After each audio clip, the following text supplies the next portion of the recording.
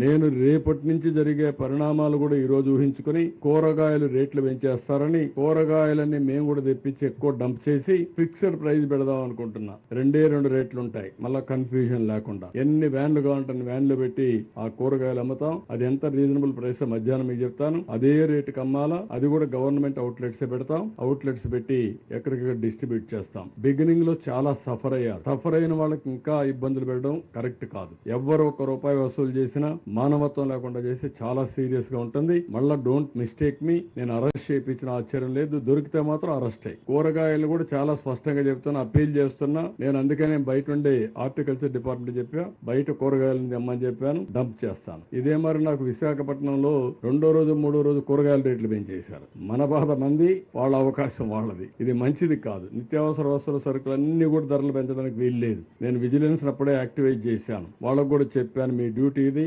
ఎక్కడికక్కడ యాక్టివ్ గా ఉండండి. ఎవరైనా చేస్తే మాత్రం ఎసెన్షియల్ కమాడిటీస్ యాక్ట్ కింద చర్యలు తీసుకుంటాం. జాగ్రత్తగా ఉండమని హెచ్చరిస్తున్నాం. ఏదో కష్టకాలంలో ఉంటే మనం కూడా ఎక్స్ప్లాయిట్ చేయడం మంచిది కాదు.